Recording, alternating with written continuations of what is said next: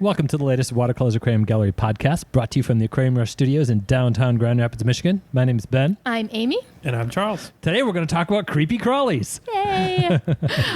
I finally made you guys do this Invertebrate podcast with me because somebody else told us we had to, so we had to. All right. This one, my reaction to it was much different than I expected when I started working on my list of what I thought would be cool. At first, I wasn't sure how to organize it. So I'm like, all right, I'm just going to write down all of the inverts that I like. Mm-hmm. And then I'll just start ranking them. And I got to 5 and had gotten through all the cool ones.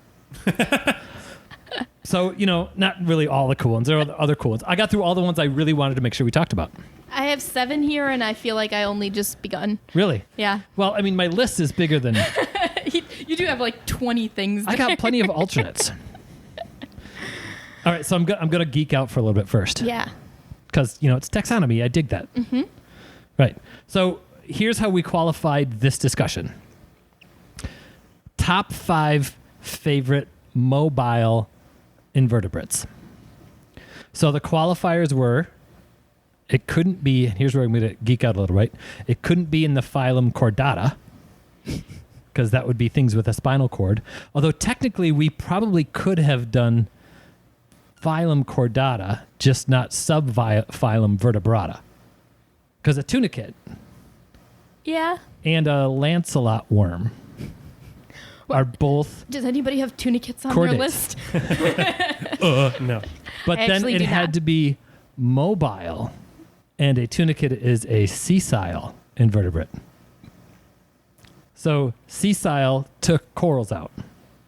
Corals are invertebrates, but sessile. Okay, but describe a tunicate for people so They they know what it is. are it's a whole phylum of But what do they creatures. look like? They are a sessile invertebrate. They attach to a rock. They've got an incurrent siphon and an excurrent siphon, sort of like a clam, but a little more of a bulbous body. But they're not sponges. They're not sponges, no. Sponges, phylum Porifera, a whole different phylum of sessile invertebrates. It's interesting. No, I always thought they were sponges. So it is an invertebrate. In other words, it doesn't have vertebrae like people and fish, but it does have something akin to a spinal cord. And you just had to start this podcast by scrambling our brains. Yeah. Welcome to Invertebrates.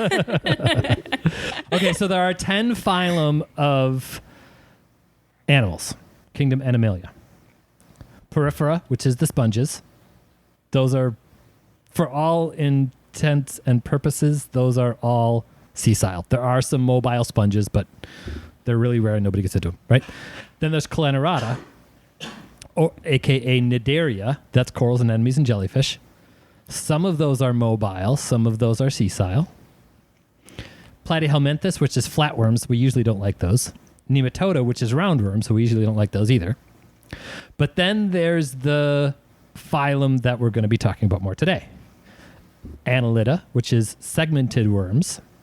Everything from earthworms to fanworms. Arthropoda, which simply means jointed leg. That's really for us crustaceans and everything that we would talk about would be for arthropods would be crustacean most likely.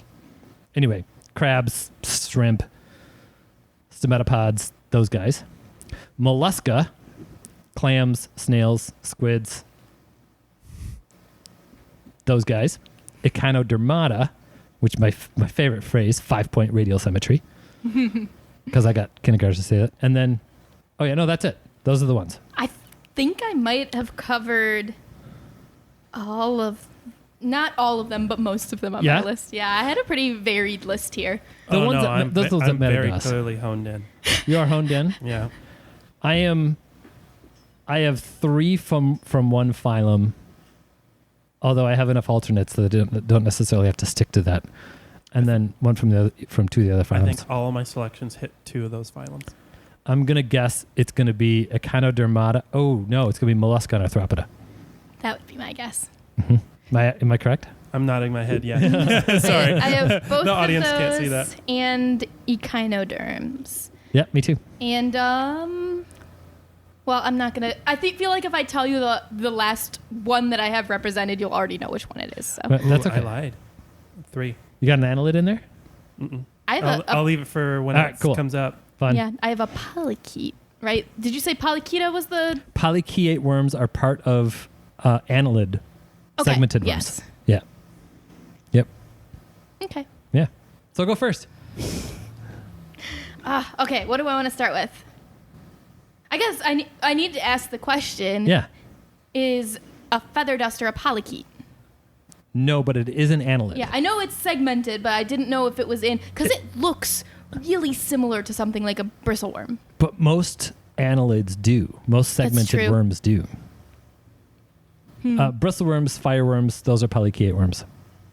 Yeah. So anyway, my first one is feather duster worms, and I kind of put the whole group generally because I think they're all a little bit underrated. I think you're right. I think we should do more with them. I love the big ones, like the Hawaiian feather dusters that we will get in.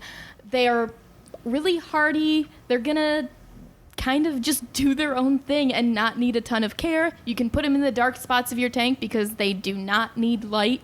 But I almost love the little tiny ones that pop up even more. Those are lots of fun. I thought about putting those on my list because I thought about, okay, let's get one from each phylum. And that would have been, like, if I would have gone that direction, feather dusters. I think unless you have something that eats them, any reef tank could take feather duster worms. I think so. And probably will have them whether you put them in there or not. Probably will. That's kind of the beauty of it. They're that good at finding places to survive. They'd love to have some occasional phyto or zooplankton feedings supplemental every once in a while. Yeah, but if you're feeding other corals or even mysis a little bit to your fish or baby brine shrimp or something like that, they're probably going to get enough. Yeah. They're going to hang out in their little tubes. The fun thing about feather dusters to me, and that's the thing I love to share when people are looking at them, is that nothing that you're looking at is the actual worm. They build this casing that they live inside, and then the feather duster part is actually basically like a little cap that they use to gather food, and then they shed it and grow a new one. So the worm is inside there. If you see the worm is probably dying. Yeah. My first reef aquarium I ever had like this particular overhang where a bunch of the like little tiny. It was really cool. Yeah. I purposely started being like, all right, let's try to move like food in this direction. See just how insane that like overhang can get underneath there. We used to get this really cool Christmas tree version that would show up on Live Rock. When we could get Live Rock out of the Caribbean, we would have them, like, they just would show up. Yeah, Christmas tree worms would probably be one of my holy grails, especially because they often grow, like, in coral colonies, but not in a negative or parasitic way. There's a specific symbiotic relationship with a certain type of Christmas tree worm and Porites. And they can be really colorful, too. Oh, yeah. I don't think I've seen a Christmas tree worm in like 6-7 years. Yeah, probably true. We used to get Live Rock that was directly from the Caribbean, and it was like shipped up the day it was collected. So we'd unwrap it quick and put it in tanks, and it would have like stuff just would show up. That's where all the Live scary coral. hitchhikers came from, too. But then we'd get like boulder coral on there and shallow water starlet coral, and then Christmas tree worms. They were great. Yeah, a part of me does kind of long for those days. I just love seeing what stuff pops up on Live Rock. Wild Live Rock is not super sustainable, and it still happens in cultured Live Rock that you're going to get funky stuff popping up, but not like that. Not like that. Yeah. Nope. It was cool. Anyway, feather dusters. The reason I thought they needed to be talked about tonight is exactly what you brought up. If you don't have something in your tank that can eat them, they can go in most reef tanks and do great. What's an example of something that would eat them? Butterflies, angels, But even the pygmy angels will often leave them alone. The usual contenders, Yeah. I suppose. And they're built for defense. Mm-hmm. So if a pygmy angel is sort of a little lackluster about, I'd probably eat you if I could, they might not get the chance. It's true. Although pygmy angels are smart. They are smart. Yeah. But that reaction of like them getting startled and sucking back into the tube It's really is cool. really cool. And you don't get fast reactions out of corals very often. So it's fun to see something that like, oh yeah, you're actually an animal in here, even though Yeah. you look like this like fake thing. And you're getting a fast reaction out of a worm. Out of a worm. And you know, they look so cute if you don't see them naked. It's true. It's true. Yeah. Good call, Amy. I like it. What do you think, Charles? So I'm particularly fond of what I would argue might be the noisiest thing in the ocean. Any guesses here at the table? I can't watch what you're thinking about. Snapping and or pistol shrimps, depending on how you want to define it. Yeah. I I like the term pistol shrimp because it sounds cooler. I personally like snapping shrimp, but that's only because that's just what I'm more familiar with. And so my introduction to snapping shrimp had nothing to do with the aquarium hobby. No? No. So one of my summer activities is when I'm home and doing other things, I will put on hydrophones, like live hydrophone networks Oh, cool. for whales. Oh, yeah. You know what the most common background sound is? Mm-hmm. Snapping shrimp. Yeah, when you're scuba diving, you can hear them regularly. Yeah. And so I've had people come over and they'll be like, "What's up with all the static?" I'm like, "That's not static. That's like thousands of shrimp." Those are thousands of weapons going on. And smashing up rocks. Yeah. Not necessarily. Or Actually, smashing for up among other other shrimp. things. Yeah. the most common usage is actually communication because Oh, that makes sense. sound carries. Yeah. Mm-hmm. Yeah. And so, but anyways, that's my introduction to them. And then I learned, oh, you can keep them in tanks too. Yeah. And so, if you're not familiar with the symbiosis between certain species of watchman gobies Mhm. and snapping shrimp, I would highly encourage you to turn off the podcast and go look that up right now because that is a little more important right now. You can Google it while you're listening. actually. Exactly. Yeah. Because Yeah. it's adorable. And it's one of the cooler symbioses that I know of and observable in a 10-gallon tank. Right. There aren't that many really amazing things in the ocean that we can scale down like that. A candy pistol shrimp paired with a Yashahazi goby. It's beautiful. Oh, they're incredible. And they look like they belong together. Yeah. Me personally, I don't think if you want to appreciate a snapping shrimp and you're not much of a goby person, you don't need it. A lot of the appeal for me of snapping shrimp is you can hear them. Mhm. And I think that stems from one of my early memories of aquarium keeping is clown loaches and they're audible, like that clicking sound. Oh, Yeah. yeah. And so anything else that can produce that sort of like familiarity is like, and so I had a customer over the weekend come in and he's like, so been hearing this sound in my tank. And I was like, didn't you buy like a snapping shrimp like a week ago? And he goes, yeah, it's that. Aw, I love it. Yeah. There's something about sound that really sort of translates it into the real world for Mhm. you. Like a lot of the time looking at a tank feels a little bit more like TV or something like that. But when you can hear it outside the tank, it feels so tactile. Yeah. You know the biggest benefit the goby gets from the symbiosis? Sorry, I completely just blanked on you. What, Okay, so Ben? symbiotic relationships. Yeah. That is a mutually beneficial one, and it's been studied. It's got to be mutually beneficial because the gobies seek out the shrimp, and the shrimp seek out the goby. Yeah. Right? So they have to both be getting something from that relationship. The shrimp gets the fact that the gobies have really good eyesight and the shrimp have terrible eyesight. Mhm. So they're like seeing eye fish. And you'll see them like cruising around the tank, and the goby will be swimming around, and the shrimp will have just one of its very long front antenna on the tail of the goby. One of my favorite things, by the way. It's so cool. So cute. Yes. So that's studied, and that's what we know the shrimp gets from the relationship. Mm-hmm. They do also do a little nicer job of keeping the burrow clean, but the gobies are actually perfectly capable of making their own burrow, Yeah. right? So do you know what the goby gets? A best friend. What is it that's so incredible about that sound? It's one of the most powerful weapons in the ocean, Yeah. right? So the goby gets protection. Sorry, I just pictured like, I don't care what you got. My friend's got a gun. Yeah, exactly. Yeah. Oh, hello, triggerfish. Snap, snap. Yeah, Right? nobody wants to mess with that. The heat and the sonic boom produced from that can knock a fish unconscious. Yeah, it's pretty great. It can crack a shrimp. And they're like shockingly cute too. Yeah. I would love to see, because of their poor vision, we keep them in these critter keepers and they don't know when they're hidden or not. Right. They just know they're in rocks. I would love to see like an ant farm style setup for Oh, that would be really a pistol sweet. shrimp, so that you could like cut some PVC in half and put him Yeah. against the glass and like Yeah. see him cruising around in there. That would be very That would good. be really fun.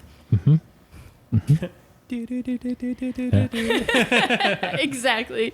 Their arch enemy is another creature I suspect we may be talking about this evening. We'll get there. We'll get there. I suspect. But that's for later. Yeah, I don't know.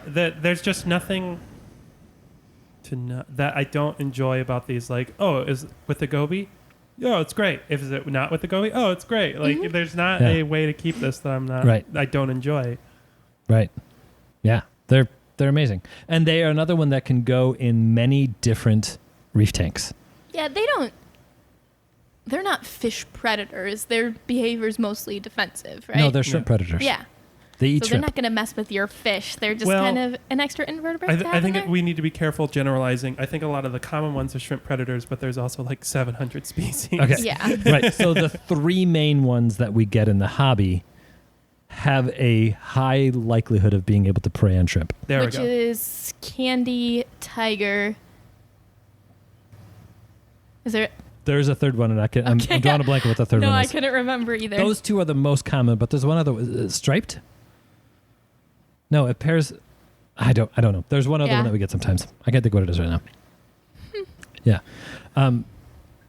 Yeah, so there is a risk. You want to make sure that if you have ornamental shrimp in there, cleaner shrimp, peppermint shrimp, things like that, that they are notably larger than the pistol shrimp. Then the pistol shrimp will get. Often if they grow up together, they're okay. Okay. Yeah, a pistol shrimp will get surprisingly big. Even the tiger pistol shrimp will get up to 3 inches. I don't know that I'd risk. I would just choose one or the other, I feel like. Yeah, I agree. I got flamed. That's the word, right? That you could use on a blog. Yeah, Or yeah. not a blog, like on a forum site where 20 years ago. Yes, 20 years ago, you would get flamed on a blog that's about what it was. or That- forum. Yeah, because somebody posted, "Hey, can I keep my pistol shrimp with my cleaner shrimp?" And I had a pistol shrimp with my yellow Watchman goby, and it was a great combination. It kind of looked like, did you see the first Transformer movie with that first Transformer that looked sort of like a scorpion when that thing came over looking almost like a tank? Yeah, That's what mine looked like. And it was like 3 inches long.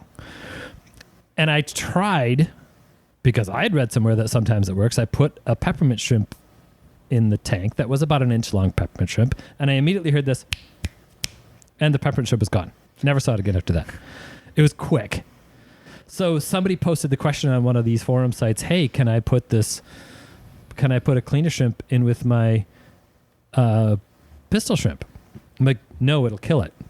And like 6 people called me dumb and stupid and what's wrong with you? Don't you know anything? You must be new. You read about it in a book. You don't know anything about shrimp. Right? And what I realized is I was talking about a 3-inch pistol shrimp, and they were talking about the pistol shrimp that we usually get in that are like 3/4 of an inch long. So crazy for me to think about people getting aggressive like that. Like, with a little bit of experience, if you told me any of your animals killed the other ones, I'd pretty much believe you. Like, anything can happen. Like, things cannot get along. You mean your royal grandma killed your emperor angel? It's weird, but okay. Yeah, like, okay, I guess you must have gotten a psychopath. Like, I don't know. Things can happen. Yeah. Cool. I think the pistol shrimp are Great amazing one. and they're worth it. I think they're cooler than some of the other shrimp. Mm-hmm. That's why I started off with that The one. one that I think is really cool, though, but I'd have to decide, is my first pick, skunk cleaner shrimp. Yeah. Gotta talk about them. Can't leave them off the list. I crossed mine out because I knew we would get there. I decided to start with it because, Beat us to the punch. I get it. well, it seemed like a good, healthy transition based on the discussion we were having. Yeah. Yeah. First thing about skunk cleaner shrimp, they don't clean your tank. Thank you. Yes. I don't think you can expect any shrimp to clean your tank. They're going to do a little bit of scavenging, but Sure. they don't clean your tank. They clean fish. They're Yeah. going to do scavenging for the food that you've fed too much of. Right. Yes. But talk about a shrimp with personality. They will come out to greet you. They may jump on your hand to look for parasites. Maybe they'll find some, maybe they won't. When you put your hand in the tank to mess around in there, they're fun. They're beautiful. They're bright red colors with bright white stripes. They have those big, huge, cool, long antennae. Most fish know they shouldn't eat them. They just kind of learn that. Some fish don't read the same books we do. Some as you fish would don't read say. the same books. Yeah. That red and white stripe pattern is kind of like, I don't know, a barbershop pole where it's advertising. Yes. It Yeah. shows we're open for business and this is what we do. I'm here to groom. And a lot of fish recognize that. I've Yeah. heard of people who have an established cleaner shrimp that are able to add a triggerfish to their tank. Yeah. Yeah. I've seen it work. Now, funny story, because I always have those, right? I do have some friends that had a cleaner shrimp that was doing great. It was awesome. And they wanted a trigger, so they put a trigger in there. They put a sargassum trigger in the tank. It was a tank big enough for a sargassum trigger. It was great. They were going along fine. Sometimes you would even see the sargassum trigger getting cleaned by the skunk cleaner. And they said, hey, let's get another one. At that point, I didn't know enough to say that that wasn't a good idea. And so we put another skunk cleaner in the tank. And I introduced it carefully. It wasn't like I just dumped it in like it was food. I introduced it to the other part of the tank. Triggers, being inquisitive the way that they are, immediately went over to explore. It saw that shrimp go in, and it was like a dog chasing a bunny through the bushes. Explore with its mouth. That was not. It went from explore to hunt, and full on dart around hunt mode. And it quickly caught the cleaner shrimp, killed it, and ate it, and then went over to where the other one was and killed that and ate that too. Oh, I didn't know you were made out of food. Right. Oh, that's terrible. Oh, it was hard. And of course, the customer's right there going, Can you ever really trust a triggerfish? not really. That's really They're sad. like, when you're not looking, they're like sharpening their knives. Absolutely. I would think, though, unless you have shrimp or invertebrate specialists, I guess sargassum's not a shrimp specialist, but like Right. crustacean specialists in your tank, you can probably do a skunk cleaner without much issue. Pretty much. I mean, dwarf angels, tangs, fish like Just that, fine. you're not going to worry about. Yep, just Be fine. a little cautious with some of the dotty backs. Yep. Like a big sized male neon dotty back might try it. I think that's one of those that I would put the shrimp in first Yeah. Yeah. and then try it with some of the other things. But I would do that. Yeah. Yeah. Still risky. Not particularly likely, but like it'd still be like one of those things like, just so you know. Right. Yeah. Maybe. Skunk Be cleaners aware. are so charismatic that I've often described it as it's almost like a free fish for your tank. Not That's true. cost-wise, Yeah. but bioload-wise, they take up such little space. Right. And character-wise, they take up so much I agree. that it's almost like a cheat to get an extra fish. Yeah. For those of you who've got maybe a 20 or a 29-gallon tank that you really are limiting yourself, you're doing the right thing, you're only keeping a couple of fish, you could add a skunk cleaner without Or a two. problem. Yeah. And they're not going to add to your bioload, really. Mm-hmm. they don't eat a ton and they don't make a lot of waste. We work on trying to train the ones that we get in that people are nice and they'll, because as you said, they'll learn to clean you, but you have to show them that you're not scary. Right. I have had 4 or 5 of them on my hand at the same time. Yeah. Ours come pre-trained, pre-spoiled because we like to play with them. We do. Yeah. They're so much fun to play with. Great choice. That one needed to be talked It about. did. Hey, Charles, can I borrow your pen? Because I got to scratch some stuff off my list. Thank you. All right.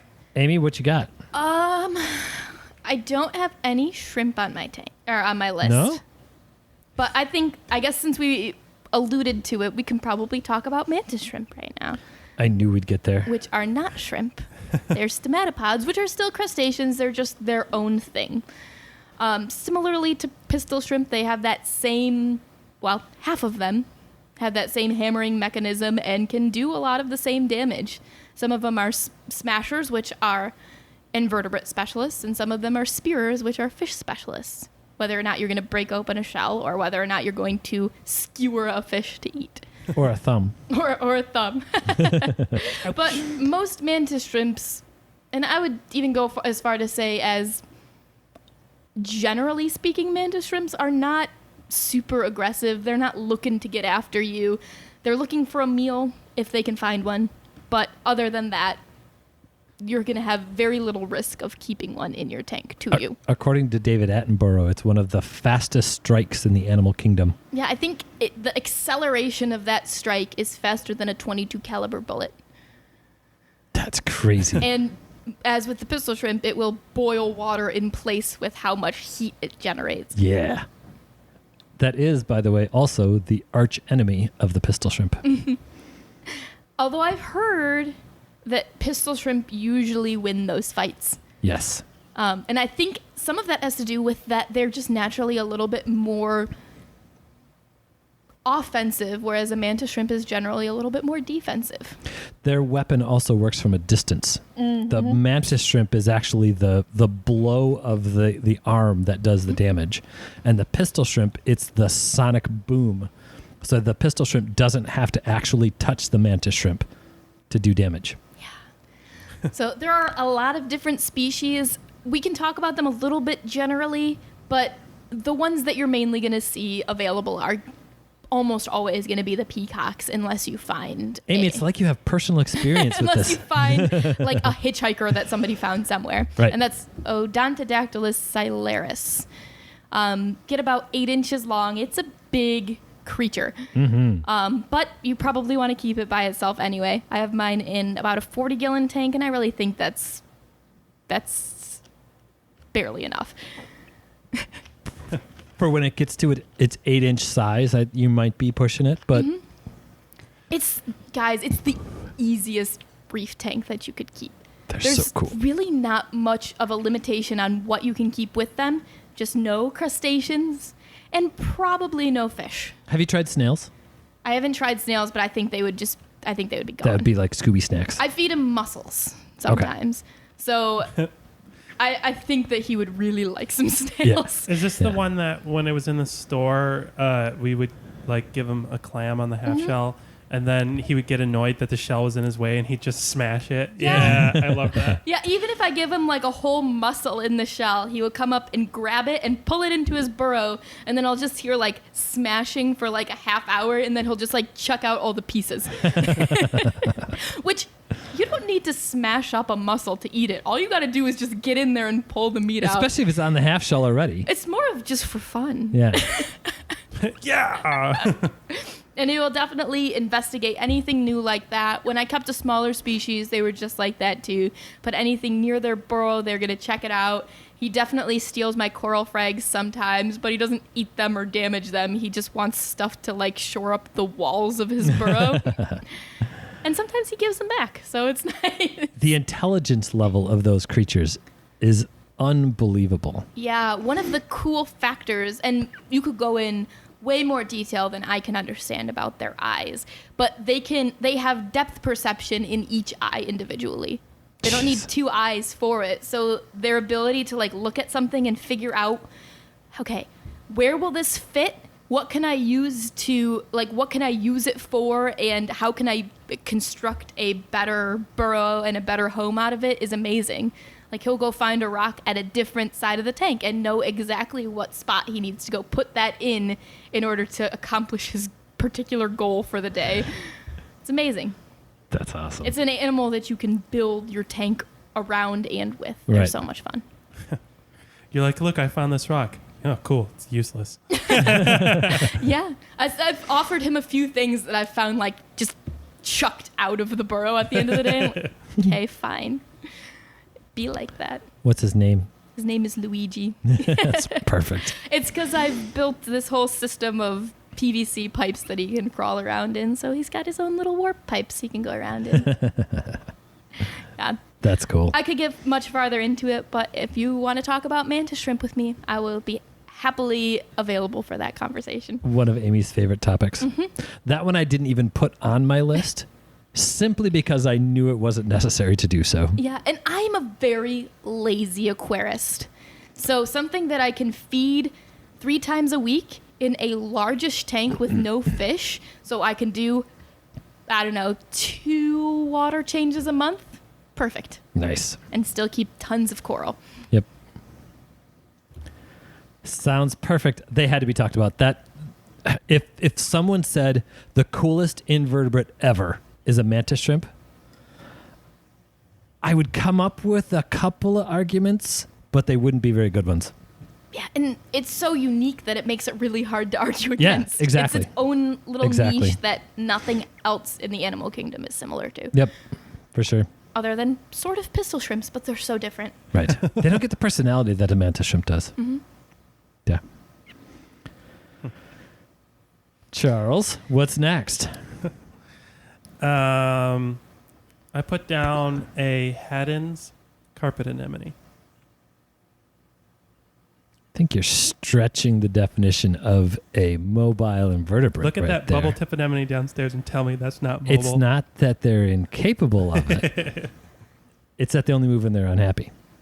I mean, isn't that true of many people, you know?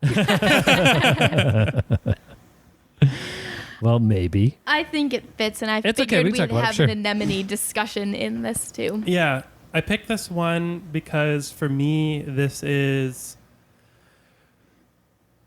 I don't want to say holy grail, but maybe like the epitome of anemone keeping. Whereas I originally considered like bubble tips because those are very clearly the like most attainable, accessible anemones. But I feel like we've talked about that before. Mm-hmm. So I said, so what's the like ultimate, but like the highest level of experience I would feel comfortable working with an anemone. And so I said, a Haddon's carpet anemone because I love carpet anemones, and this is the species that blue striped clownfish host to. Yeah. And they come in some weird colors, and the Haddon's doesn't get as big as some of the other carpet anemones. Oh, so that's not the one that's like 2.5 feet in diameter. Yeah, this one only gets like 20 inches. Is that the green? Does that one come in green that's fairly common, or is that the other species of carpet? The Haddon's is the one that you can get like metallic and neon greens fairly regularly. Okay. And then there's the gigantic carpet anemone, which, funnily enough, is not the biggest species. That makes sense. Of course. Those are the ones that get like 2.5. Okay. And then there's, I think, the Martin's anemone. And there are other carpet anemones, but these are the 3 ones that come up. Martin's anemones get like 40 inches across. Wow, that'd be incredible.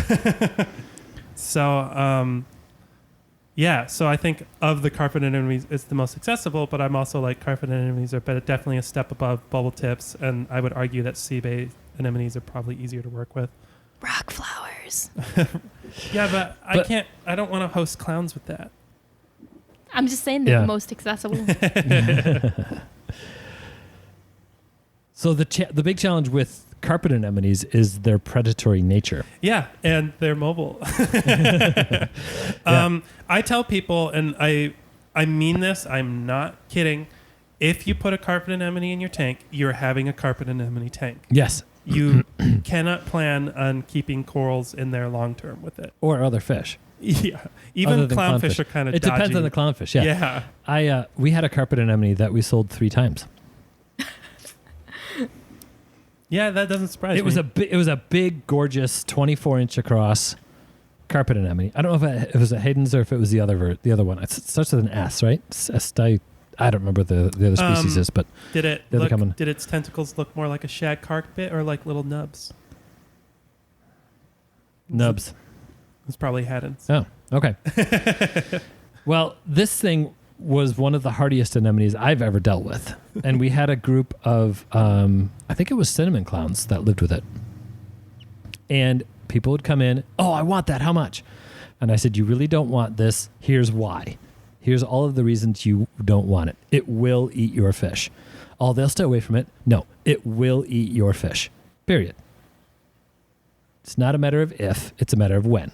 Yeah, I'm going to interject your story real quick. When you say predatory, you don't mean, they'll run into it and they will catch things. It's like putting a shark in your tank and saying, the fish will get away from it. Right. No, they won't. So when you're looking at an anemone and you want to decide how predatory it is, look at the length of the tentacles. The shorter the tentacle, the more predatory. Yep. Right? Because its tentacles are what it uses to hunt with. And if you have big, long tentacles out there, yes, they have a little bit more reach. But the idea is to grab onto your prey and sting it as many times as possible. With long anemones out there, it's hard to get those tips of the anemones to have more than one of those tips touch. Also, they're more fragile. They are more fragile as well. Short tentacles, if they're all close together and short like that and one touches and the fish wiggles, it's probably going to come in contact with more tentacles. It's like predatory Velcro. Yeah, exactly. It really is, and it feels like it too. It's kind of scary to work with carpet anemones because you can feel them grabbing you even if you can't feel their sting necessarily. Right. So this one that we sold, the people were warned. One of the people had a 10-foot tank that was 3 feet wide. And they said, it's perfect. The fish will stay away. 2 days before, he had bought a $160 11-inch blue tang. Which today would probably be a $300 fish? Yeah, roughly. Yeah. Yeah, it may have been a couple of years ago. Right. And I told him, if you buy this, it will eat your fish. No, it'll be fine. You have to bring it back to us, and you're not going to get any money for it if you decide to get rid of it. That was the qualifications. And then knowing that, I will sell you this. And I sold it to him for $100. 3 days later, it came back because it had eaten the brand new blue tang.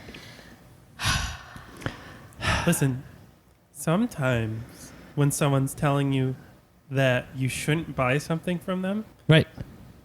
As in, I really don't want to take your money. I'm a store and I don't want your money. I always want your money, but maybe not for that. Maybe take the advice. Yeah. We did that 3 times. Wow. Yep. Ouch. Yep. Yeah. But so that's really, it's your favorite, huh? I like. You've only made us more excited about it. I know. Everything that makes them a not great, like, mixed reef organism is why I'm like, man, what an interesting animal. It, like, you know what I mean? It's just so vicious. Mm-hmm. And like when people think of like badass animals, they think sharks or something. And I look at a carpet anemone, I'm like, wow, that is a voracious predator. Yes. Well, and it gets us an Adaria covered. There we go. Mm-hmm. All right, so care of that guy, getting them established is the most important part. Once they are established, they're remarkably hardy. Yeah. I would probably class them as highlight organisms. That's what they're supposed to be. Yeah. We had ours under 2 high output T5s. How deep was the tank? It was shallow. It was shallow, but the lights were about 8 inches off the surface. I would still recommend someone in the highlight spectrum just to be safe. Yeah. Just because it's one of those organisms that they're not cheap anymore. No, they're not. And I feel like if you're going to be trying it and you're committing a if you're committing a system to this organism, just go for it, man. Yeah, it's true. It's true. Because you're not going to be able to, you're not going to be able to keep other corals and stuff. Right. So just go for it. They are going to occupy, like in nature, they occupy small outcroppings in sandy areas. So they want a hard surface to attach to, but they also want sand around them. Yeah. Kind of their own little micro ecosystem.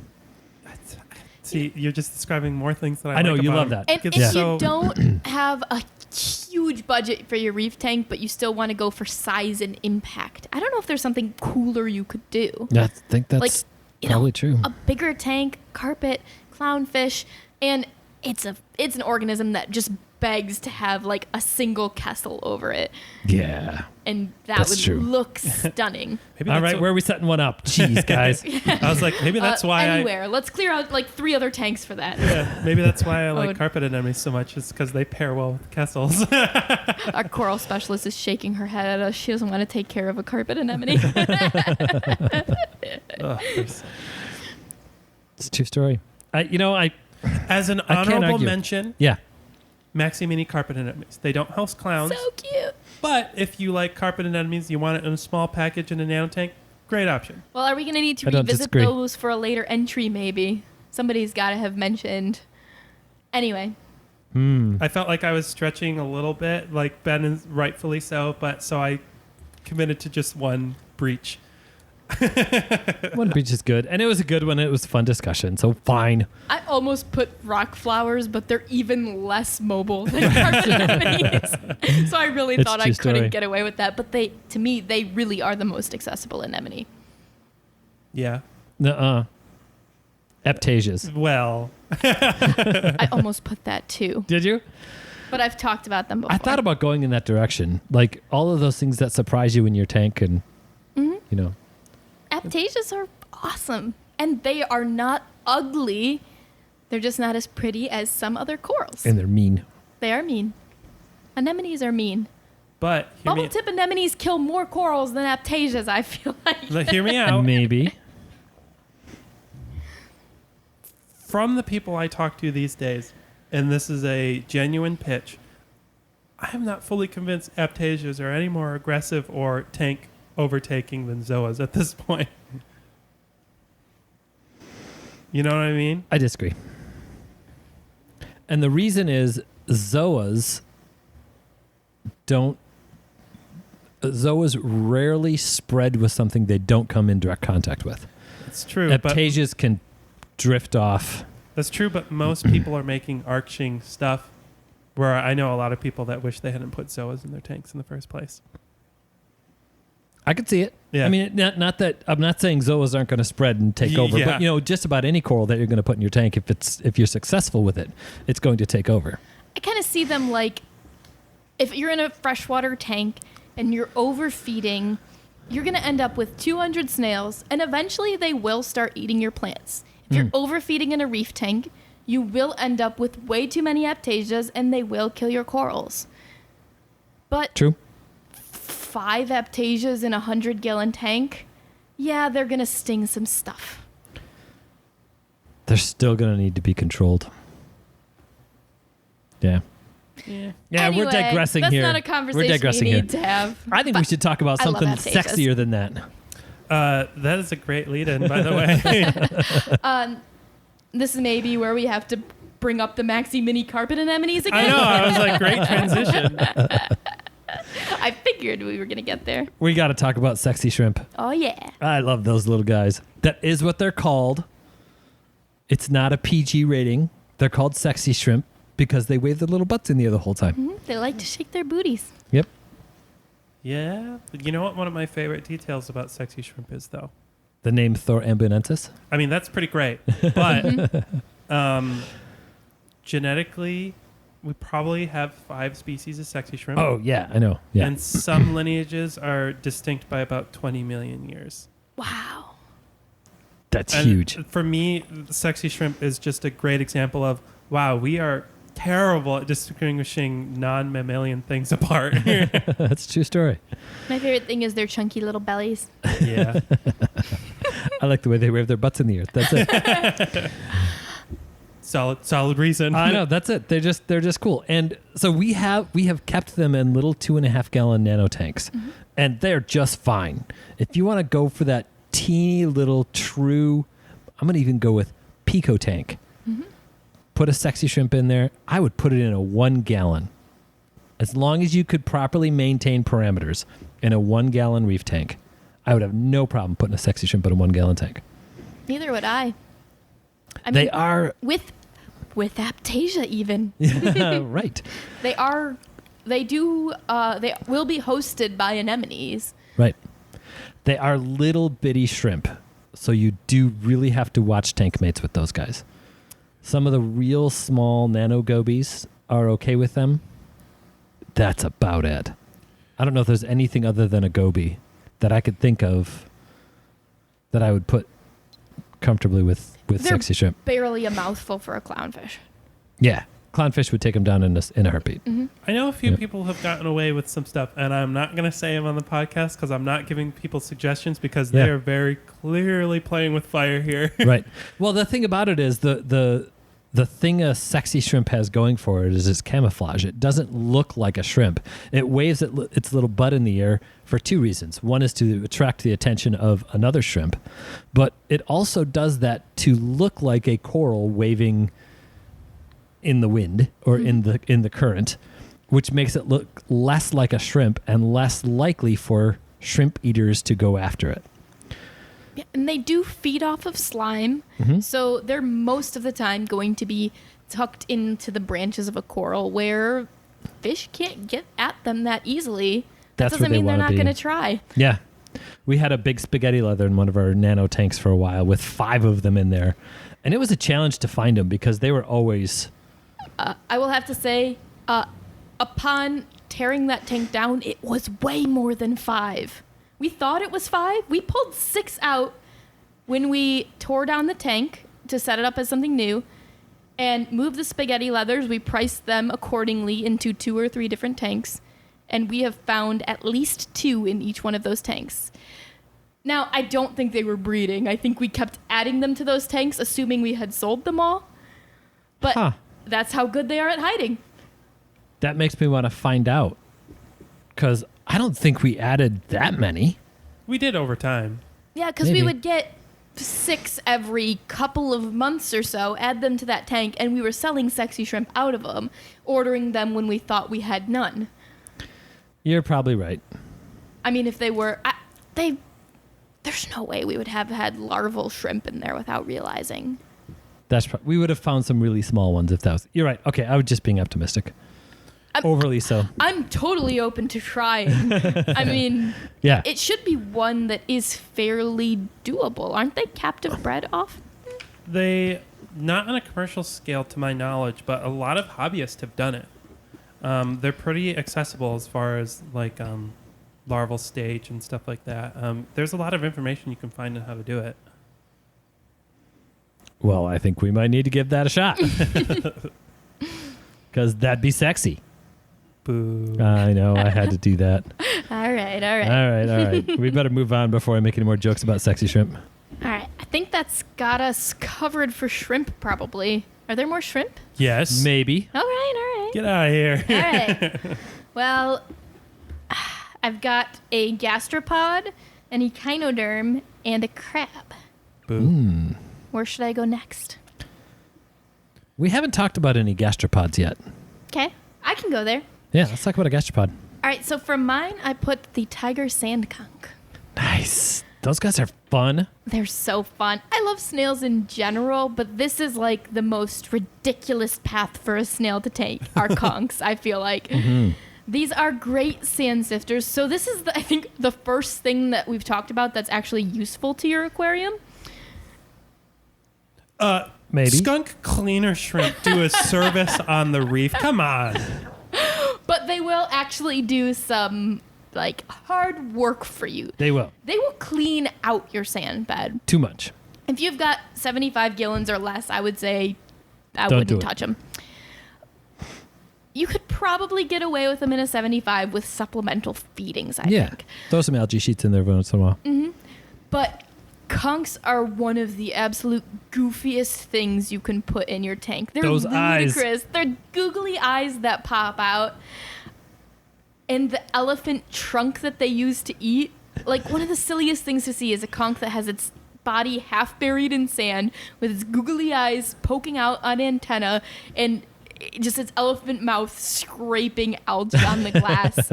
They're truly bizarre and fairly active. They'll go through dormant periods, but when they're on the move, they're going to really do a lot of moving. They can even climb up glass sometimes. Have you ever seen them jump? Yeah. It's startling. It's a snail that could jump. Yeah. It has so many features. It does. It jumps. It sucks. It googles. But now with turbo drive. Always something new with these guys. Yeah, it's really hard for me to know based off of just searching for them, but the biggest ones I've ever seen for tigers have been 5 inches. 4 Yeah, and inches. that's a big one. That would be like a huge one, Right. but 3 or 4 I think is most common. So it is fairly doable as a sand sifter. Yeah. And worth having in your tank. You could have a couple of them if you have a larger tank, but I don't know. It's a snail to me that, and they're very different than other snails. It's just worth watching, worth a little bit of extra money, and the shell on them are beautiful. They have a lot of character. It's one of those things that sneaks up on you as your favorite thing in the tank. Unfortunately, I have not seen them available in probably 6 months. Yeah, that is Maybe a longer. shame. Yeah. I don't know where they're collected out of. A lot of them are Caribbean. Well, that may be why then. Yeah. But if you can get your hands on one, there are a couple of other conchs that are pretty similar in size and behaviors. I think the strawberry is one, but I don't think we've seen any of them recently. No, none of them. So the strawberry, the sand, and the tiger. Those 3 conchs show up pretty regularly, and Yeah. they're available occasionally. In big tanks, they're pretty hardy. I like the stripy shell. I know the stripy shell is kind of what that's the win right there. You know, we had a tiger in our 60 cube for a while, but we were also feeding it pretty heavily. Heavily. And also, the other factor was that tank was in a window, Right. so it got a lot of algae. Yeah. The snail had plenty to eat in that tank. They're a snail. There's not too much That's it. crazy Yeah. to say about them. Do you know what gastropod means?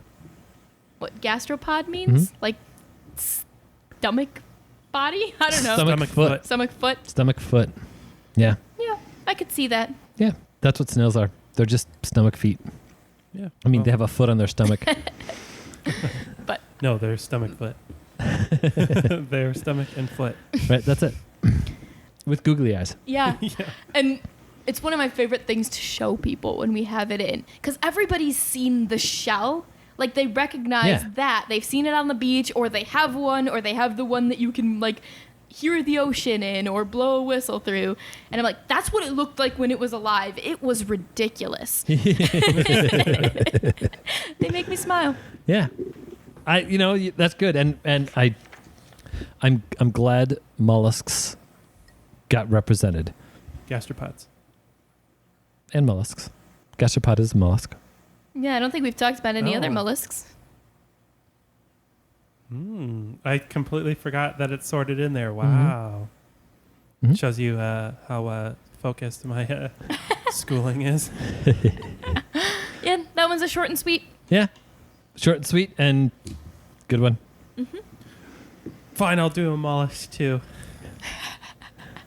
We're Wait, doing let me get ready to themes this scratch time. off what I have on here.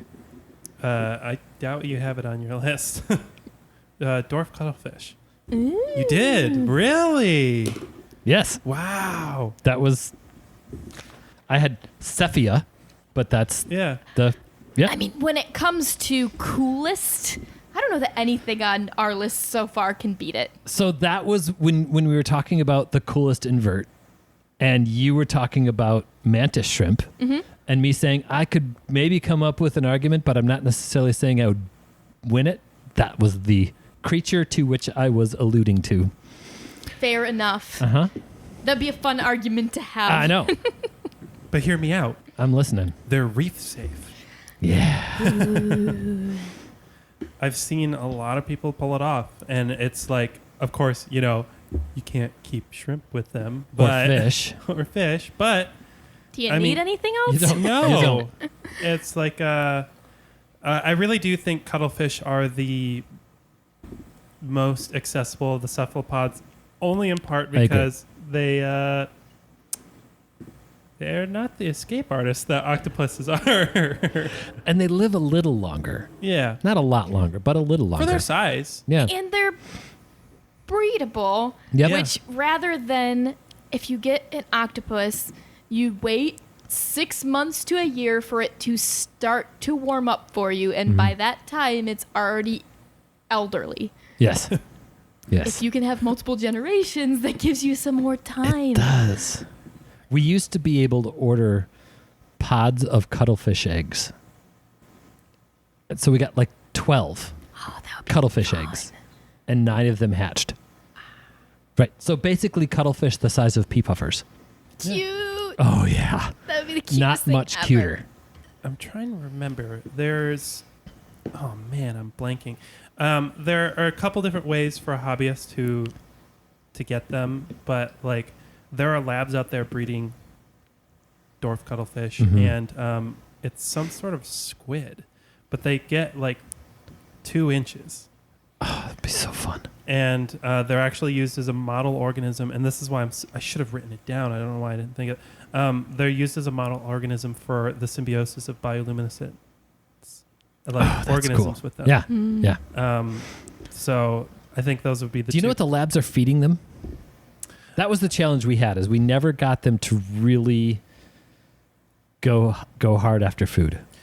So they need live food at first. Most people get them started on live mysids. Okay. And then they slowly transition them onto frozen. And as they get bigger, in the case of the Sepia bendentis, is that they transition them to krill as they get larger. Okay. We ordered live mysis with the cuttlefish eggs that we got. And we got one of them that would eat frozen mysis if there were live mysis in the tank. Yeah. Trying to get it to transition over just frozen mysis. If the live ones weren't around, it wouldn't do it. It's not without its challenges. Yeah. But honestly, I think the biggest hurdle for cuttlefish keepers that are starting with the little youngins is providing live mysis, because mysis are cannibalistic. Yeah. I wish we could find a way to harness. We breed mysids in our systems. We do. How? How do you scale that down? How do you figure out where they How do you come from? isolate them? How? The Right. tricky part is that when you're trying to culture them at a level that makes them worthwhile to like feed other things, that's the concentrations where they start getting cannibalistic. And so a lot of the solutions are just like really kind of like cop-outs. Like you have a 2-part system where the small ones get sorted down into another tank where the adults can't get them. And then you feed baby brine shrimp to the adults so that their desire to cannibalize each other gets taken out on something else. Satiated by some other crustacean. Yeah. Right. But anyways, so let's talk about what size tank? Like someone's like, so dwarf cuttlefish. I think a 20 long is plenty for one. I mean, Yeah, they don't me get very too. big. No, they don't. And I think that if you wanted to keep a group of them, I think a 55 is a good size for a trio, as long as you're good at keeping your water quality. Yeah, and you got to watch when they start pairing off, because the males will definitely brutally fight over a female. I mean, but this is going to sound so awful, but that's like an end game problem with the cuttlefish. They're close to end of life at that point anyway. Yeah. Yeah. One of the amazing studies I found on those was that it's one of the few invertebrates that's capable of affection. Yeah. They pet each other. Mm-hmm. Yeah. It's kind of amazing. That was why, it's one of those organisms that I wonder if they make sounds or even if they need to, because they can change color. Like they definitely communicate that way. Right.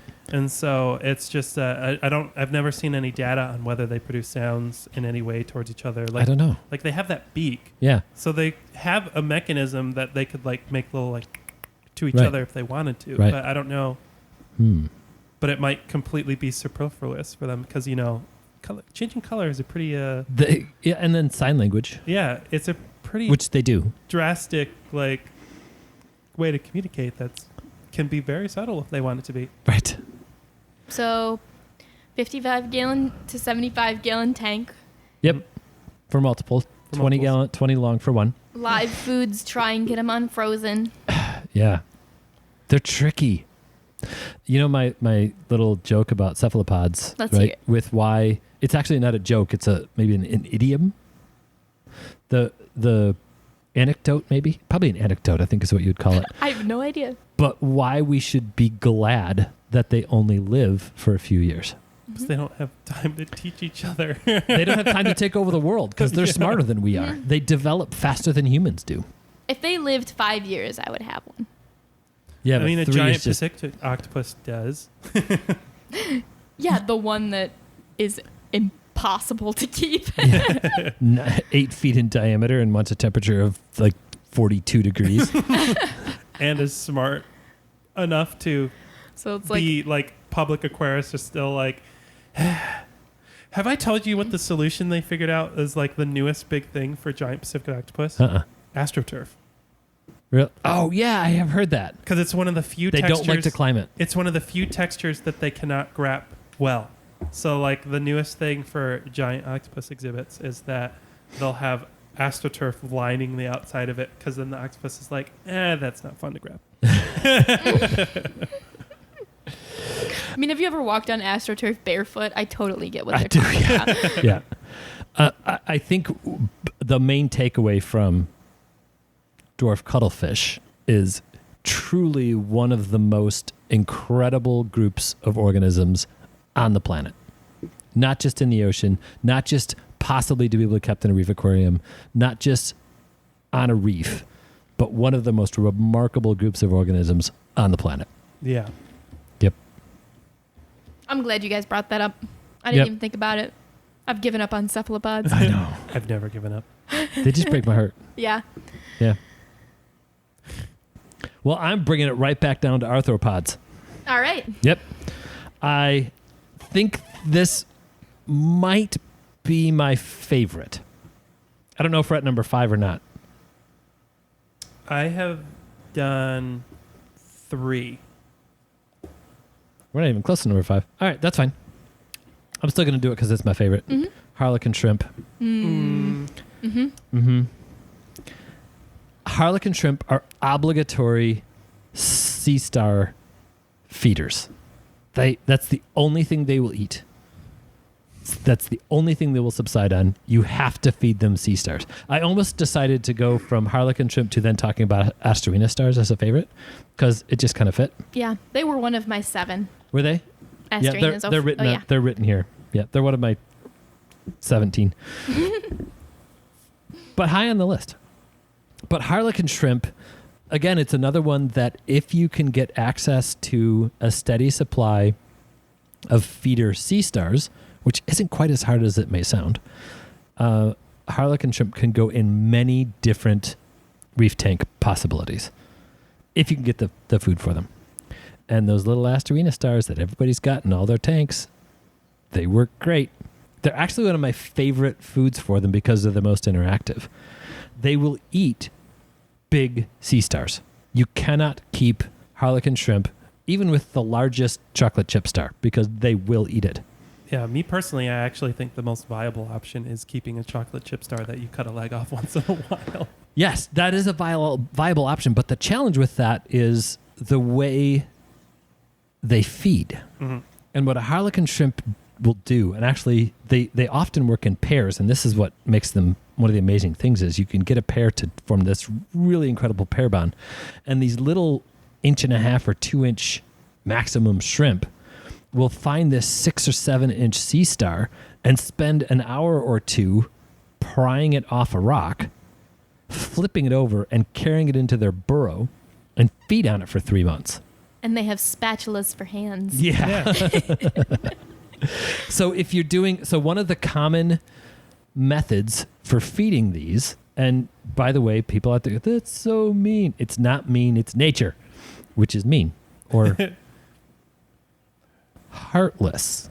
I would say, without heart. I would like to say nature is a cruel mistress. There we go.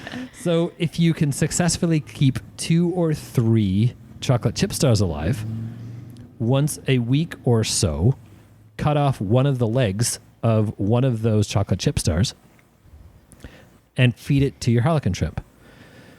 The challenge with that is the harlequin shrimp will grab that leg and they'll carry it off to their burrow, and then you won't see them for another week. Mm-hmm. If you can get a steady supply of Astorina stars going. That's tough, though. Right. But it's not impossible. You can hand feed your harlequin shrimp, and you can train them to like interact with you just like anything else that you hand feed. And They're so grateful. I know. You can like put your hand in and they'll come out, and they just like, anybody that's ever seen Splash take a treat, she's so gentle about it. Splash would be the dog here that lives at the shop when I'm here. Don't worry, she comes home with me at She night. would speaking only of which, take it with her like outside teeth, just like a gentle nibble. Yeah, and that's how a harlequin shrimp will take an Astorina star from you. Just, oh, thank you. I would like that, please. Thank you very much.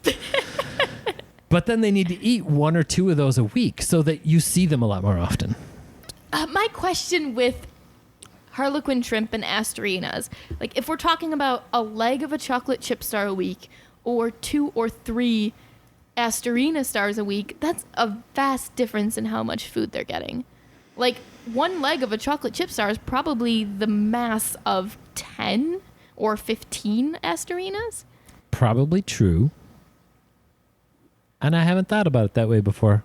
But I know that we've kept harlequin shrimp for months and months and months on a couple of Astorina stars a week. Yeah, that's like the question I have, because if you Yeah. look online, people will say, oh, they'll eat 30 to 60 Astorinas a week. they will kill 30 to 60 in a week. Yeah, I Yes. have the feeling it's kind of like with pufferfish, where they'll kill them so that they can't get away. Yeah. But whether or not they'll eat them is, if they get around to it, they will.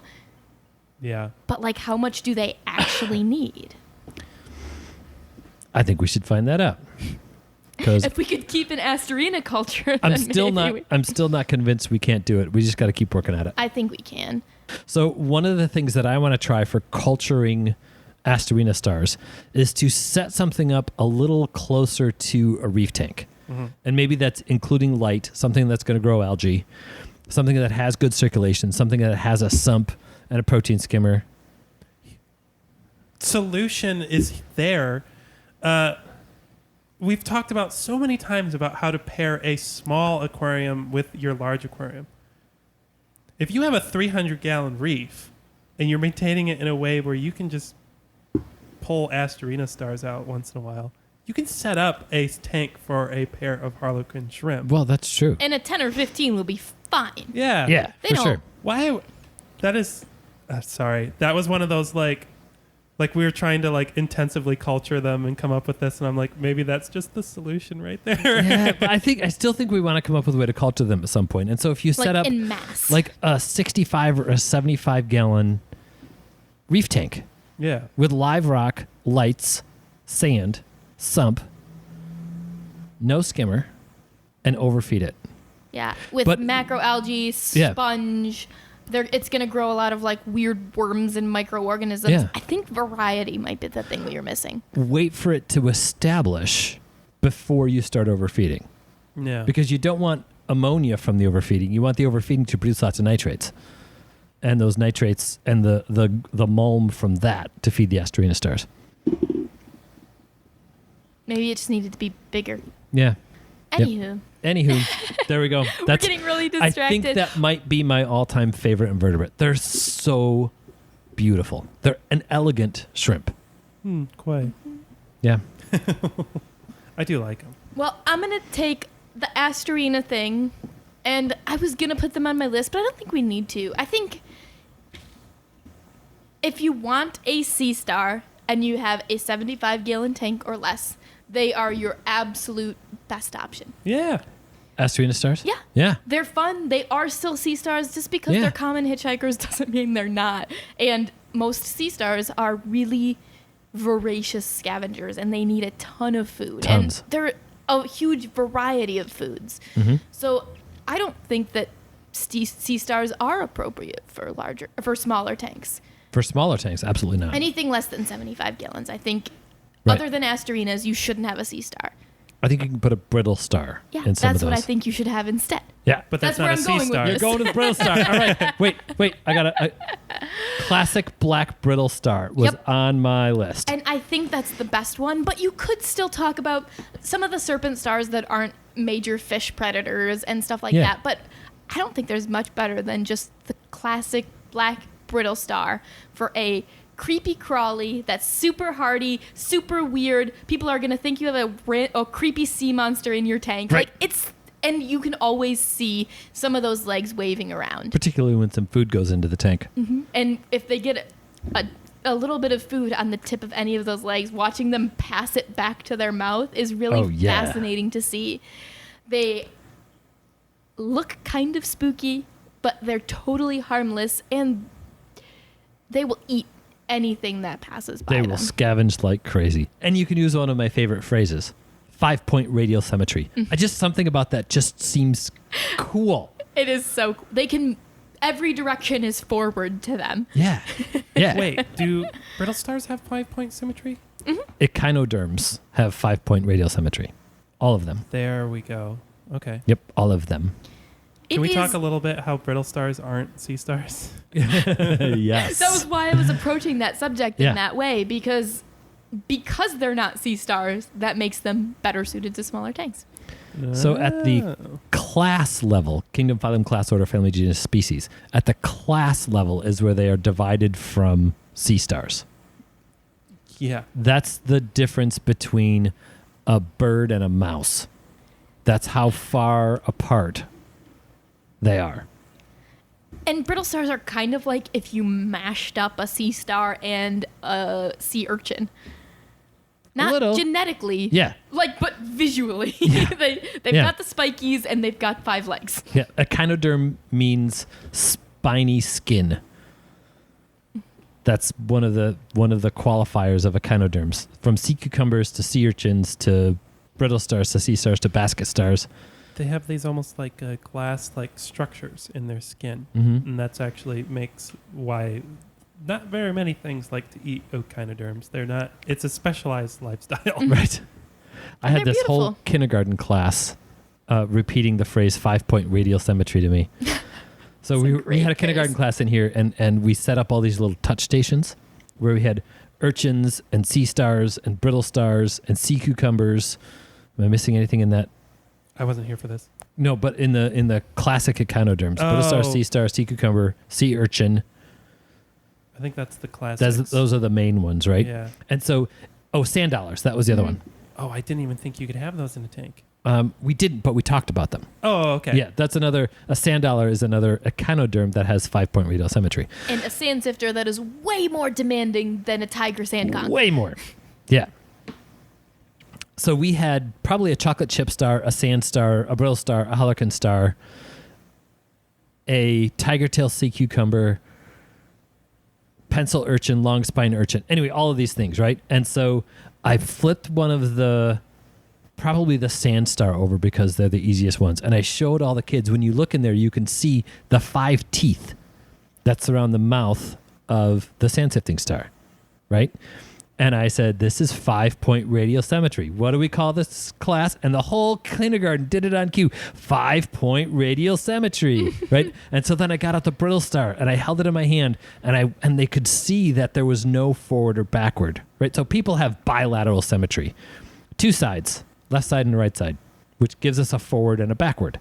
If you have 5-point radial symmetry or any kind of radial symmetry, you don't have a forward or a backward. You have a 1 direction, 2 direction, 3 direction, 4 direction, 5 direction. And the kids, these kindergartners were starting to get that. And I flipped it over and said, look at the mouth. What do you see? 5 teeth. And I said, what is that? And the whole class on cue went, 5-point radial symmetry. It was so cool. I love brittle stars. I know. It's perfect. That's a good one. So how small of a tank do you think could accommodate one? A 10-gallon if you feed it directly, I think. Okay. I'm going to go with that. And Yeah. if you don't want to feed it directly, a 55? Yeah. Little brittle stars you're going to get in your tank no matter They're what. going to show up. And I do love to see a rock that's just kind of like waving with those little tentacles and you know they're in there. Yeah. That's really cool. Especially with the little black and white, Oh, like yeah. little arms. It And just looked like you They're just see like the an arms. inch across. Teeny little guys. So I cool. love those guys. So a little word of caution about brittle stars. And I have seen them for sale at other stores.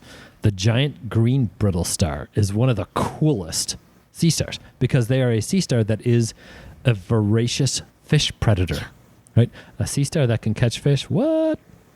And They can. serpent stars are brittle stars, right? And that's one of Nope. them? They're a smooth one, right? I'm pretty sure serpent stars are part of the brittle star. So it comes down at the class order and at the family order, it splits.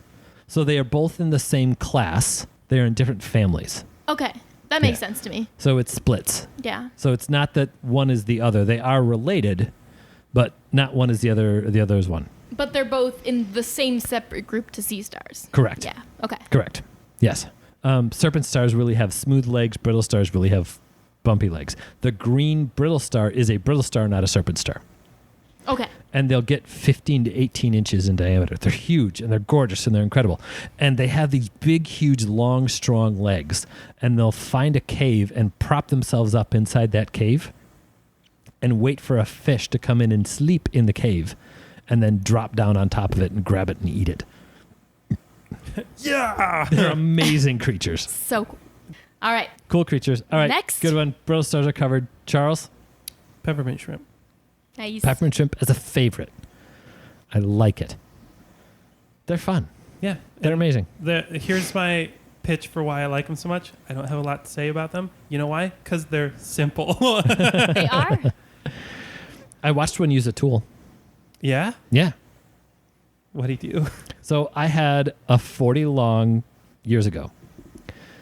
And this was back when I was still learning about whether or not we really needed to use RO water for a reef tank. So needless to say, it grew a lot of algae. And it was growing so much hair algae that there were these tufts of floating algae in the tank. Right? So when I would feed flake food to the tank, yes, back then I thought that was a great plan. The peppermint shrimp would swim up and it would grab onto one of the floating rafts of algae and paddle that around to collect the flake food. That's cool. They are crafty. Yes. Yes. Yeah. They will. Everyone will come in and be like, oh, they'll take care of aptasia. They'll only eat the little ones. They will. They are not a cure to an aptasia problem. No. They are a potential preventative measure. I would That argue. in combination with one of the aptasia treatments, Aptasia X is my personal favorite, Same. but that in combination where you're physically killing the big ones and using a peppermint shrimp to take care of the little ones often can get rid of them. They are voracious predators of small anemones. Oh, yeah. We had one of our 75s pretty overrun, and I took out probably the 10 biggest ones, put 3 peppermint shrimp in, and they ate the rest of them. Every once in a while you get one that misbehaves. I've seen them tear apart a frog spawn.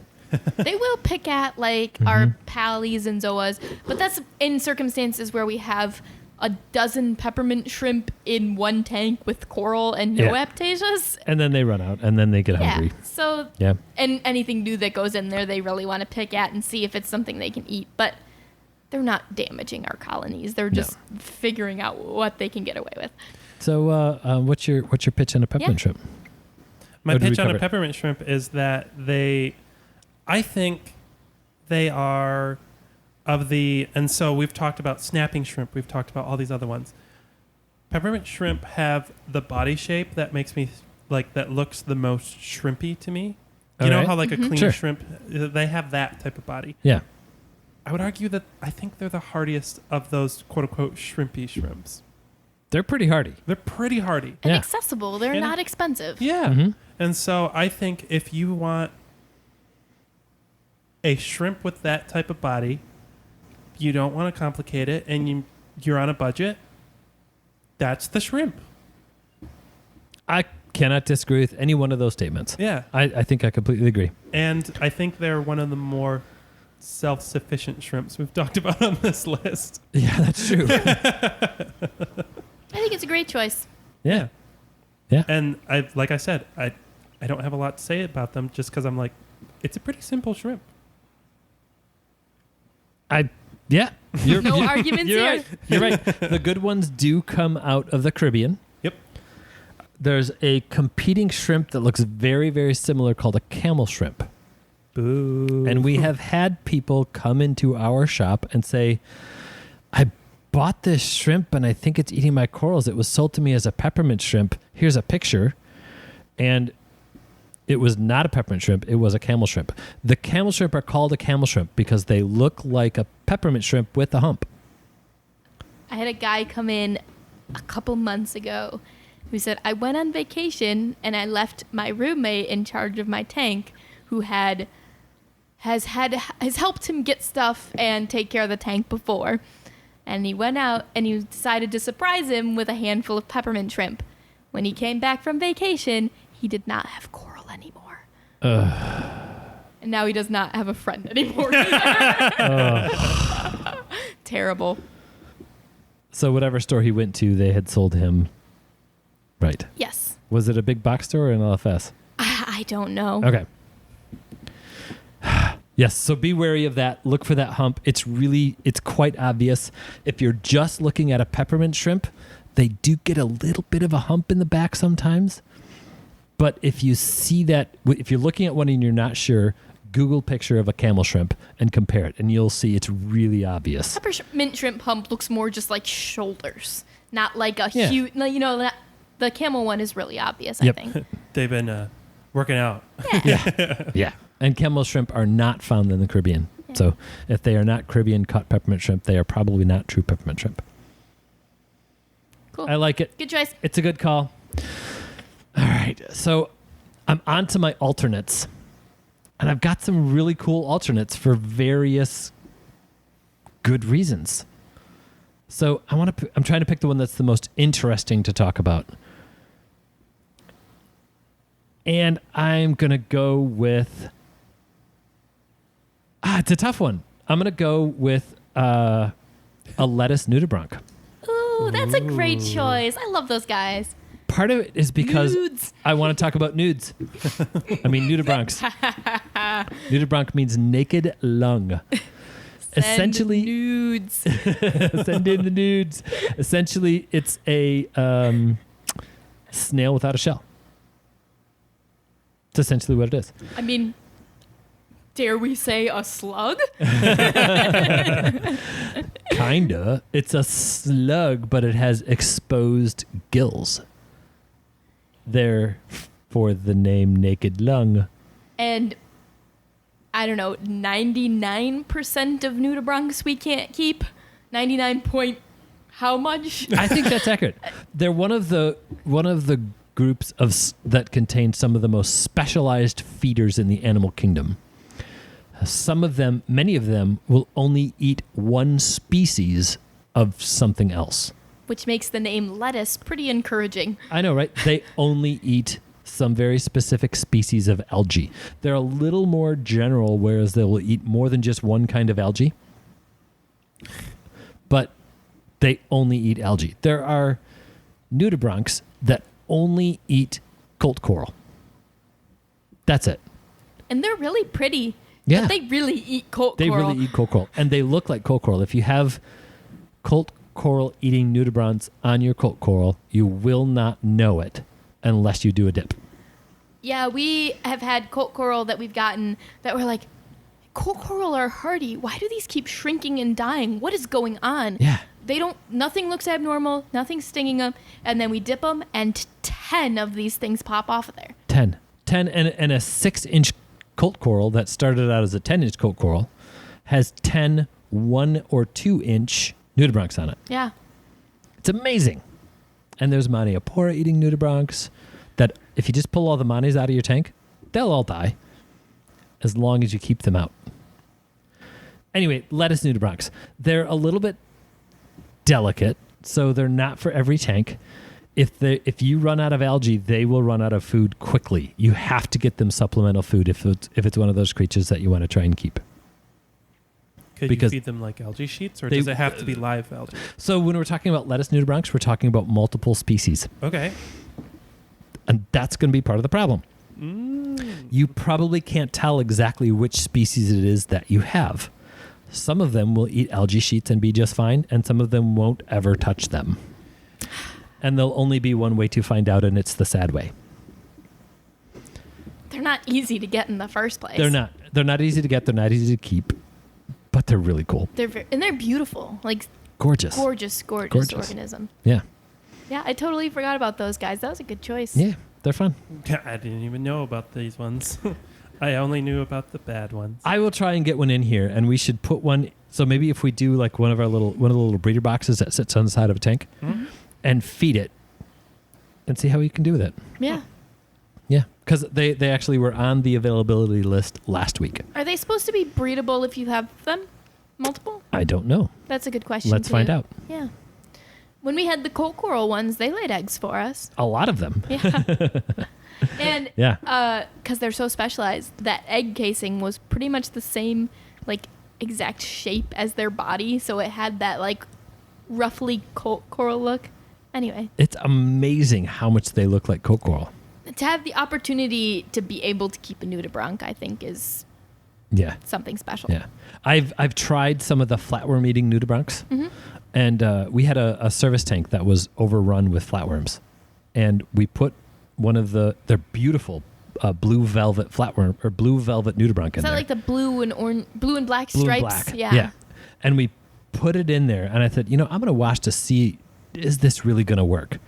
And I watched it like kind of drift slowly down to the bottom, and it landed on the bottom next to a flatworm and ate it, and then ate another one. I mean, it was like instant, like boom, boom, boom, boom, boom, boom, boom, boom, boom.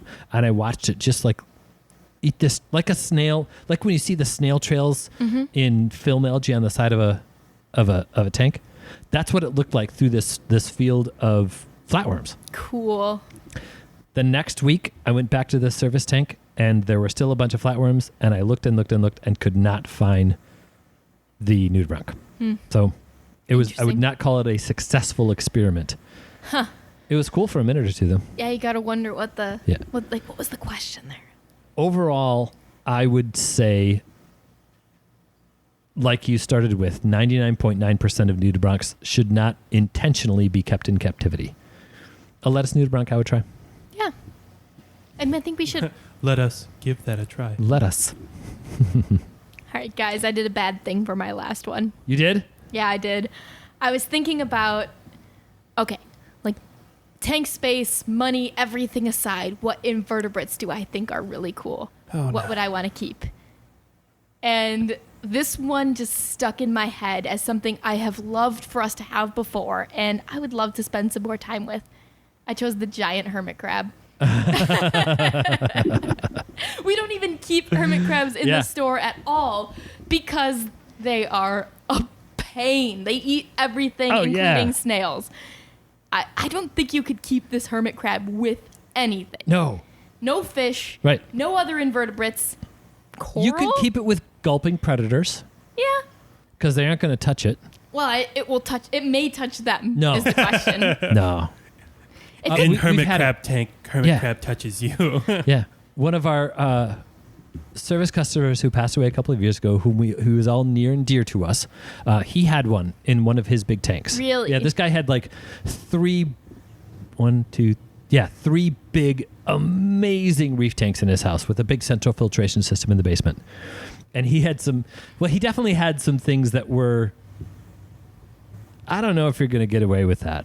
If anybody's gonna, it would have been him. Right. And he had a big scarlet clawed hermit crab. Not a scarlet clawed. What are they called? Starry. Caribbean starry hermit crab, I believe, is the other name for the giant Caribbean hermit crab. And he had it with a couple of tangs that were big, and a grouper, and a lionfish. I think I would still always be worrying about it a little bit. But Yeah. I can see it Yeah. going either way. Yeah. I think if you were to just focus on keeping this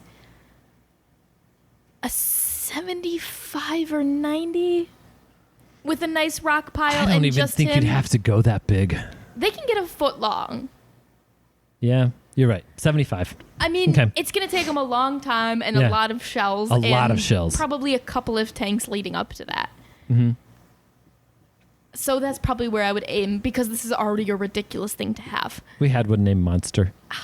They're beautiful. Oh, yeah. They're so cool to watch. If you can get a big one in a big shell, it's amazing. Super interactive. You can hand feed it. It's going to be super curious. Yep. I don't know. We've had even ones that are like 3 or 4 inches long, and they've been a blast to have. They're super destructive, but they're super cool. Yeah, They and- crush rocks. I feel that way about hermit crabs in general. I actually really like them as like specimen pets. Yeah. I don't think they fit into most reef tanks, but that Agreed. doesn't mean they're not interesting and worth keeping in their own right on their own Agreed. or with some select few other things. Super cool personality. Feed it Super goofy anything. looking. Something about eyes on stalks. Yeah. This is like I know he's supposed to be a lobster or something, right? It's like Sebastian from The Little Mermaid. Yeah. It's like they have their own personality and it's a big one. Yes. They're going to be really dramatic. They're going to be a pet.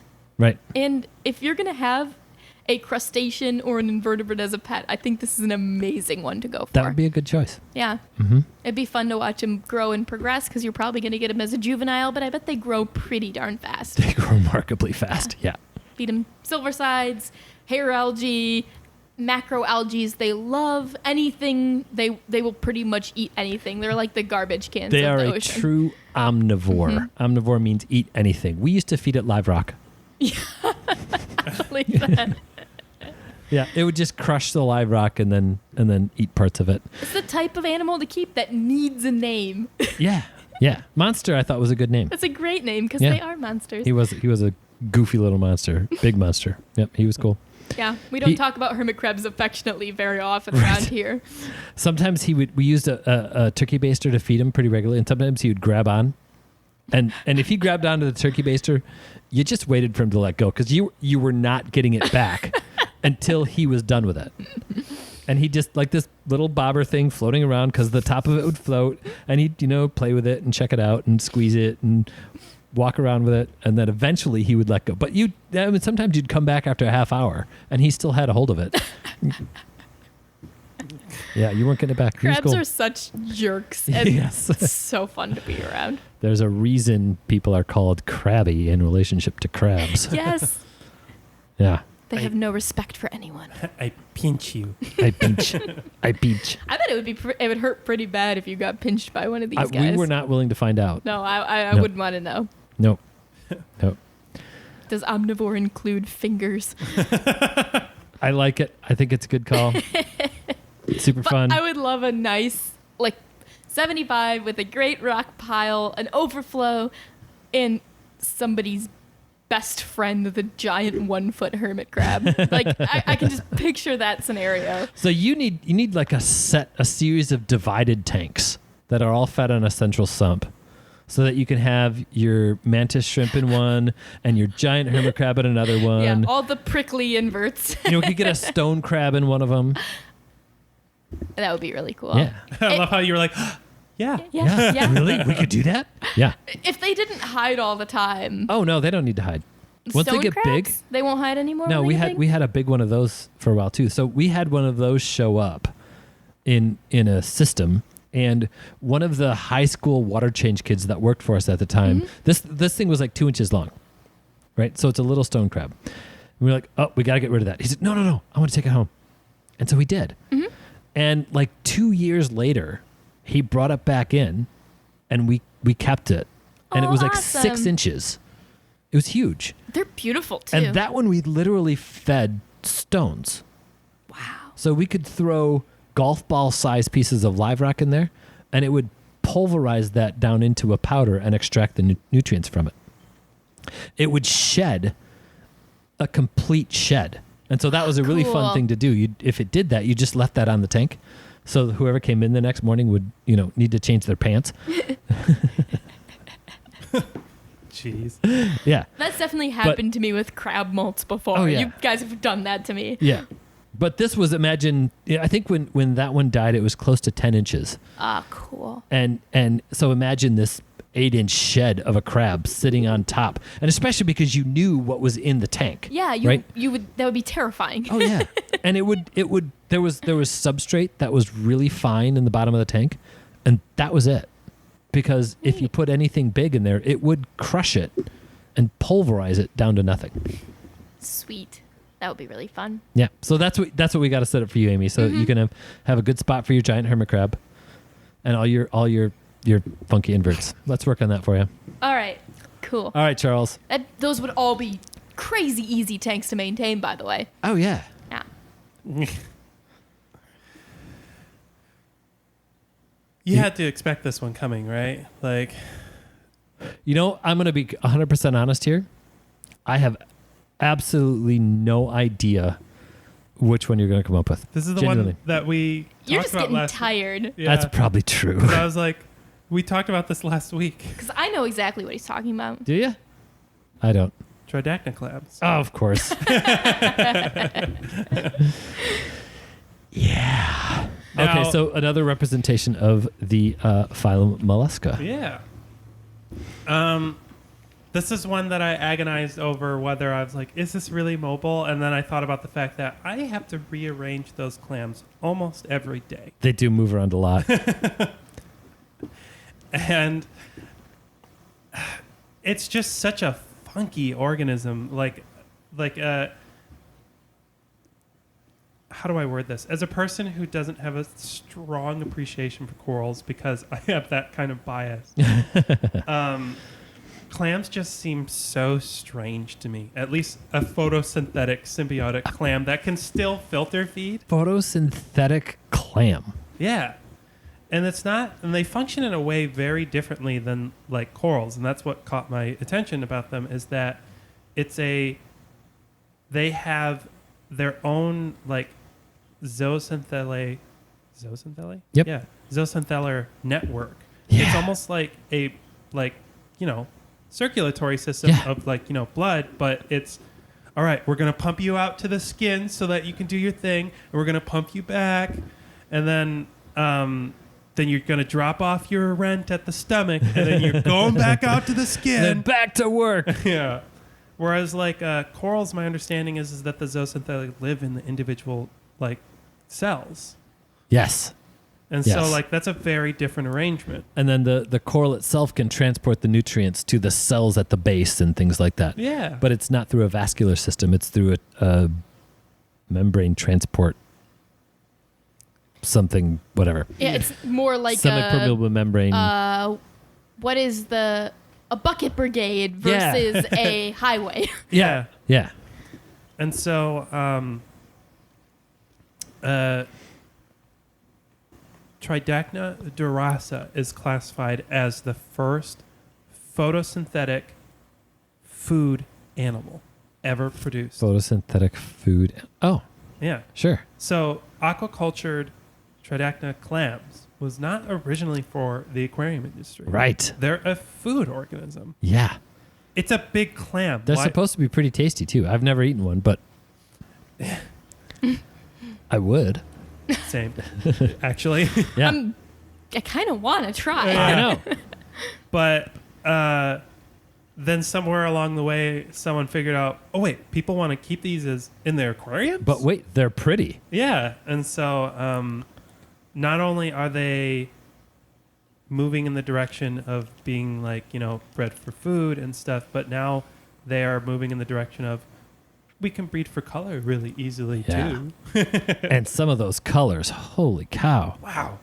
Dorasa clams, I don't consider the pretty boy of the group, but the ones we have downstairs right now are starting to throw some really cool colors. Yeah. Yeah, I think that golden color that they can get. It's not a striking color, but it's a really gorgeous, rich one. Mm-hmm. Mm-hmm. The Maximas are probably arguably the most colorful. I could see a really strong argument for Crocea clams too. I agree. Those ones are a little harder to work with though. Yeah. Because they live in much shallower water, so they definitely Right. need bright light. The tricky part about the Croceas though is that they live in rock. Yes. Which is a very specific lifestyle for a photosynthetic animal. They can attach and almost like carve out a little section into a piece of live rock, though. If they've been there long enough, apparently in the wild, that you would only see the mantles. Yeah, And yeah, I'm because they like- burrow down in. And Yeah. Yeah. I'm like, that's just so strange. And Mhm. they do that by excreting. I'm going to get a little nerdy about this. They do that by excreting an acid, which is really crazy to me because it's a calcium carbonate shelled organism that, can excrete something that dissolves its own shell. yeah, and it can control that in such, like, how do you do that? Yeah. Like, I'm not a clam, so I don't know. Yeah. you know? Right. How do you dissolve the calcium carbonate of the rock you're on without dissolving Without yourself? I'm melting. Yeah. I don't know. I'm That's melting amazing. myself. I'm sure there's someone out there that knows the answer to that. Yeah. I am not, as I am very clear on in multiple occasions, I am not an invertebrate expert, but Yep. wow, what a weird animal. True. Highlight. You know, I as I say that out loud, the way that we keep reef aquariums these days, good quality reef lighting is what I'm going to say. Yeah. I'm going to rephrase that highlight because I came from an era where it was we need to figure out how to drive as much light as we possibly can into a reef tank because we started out we had fluorescence. Yeah. Right. And then we started to get halides, which were just so ungodly expensive and hot. It was ridiculous. But now with the advent of good quality LEDs, it's so much more accessible these days. So I'm going to rephrase that highlight with good quality reef lighting. I think highlight may be important to say just because it has to be enough light to reach the bottom and not the top of your rocks. True. Yeah. Yeah. But if the light's reaching the bottom for your other corals, it's probably reaching it for clams. too. Yes.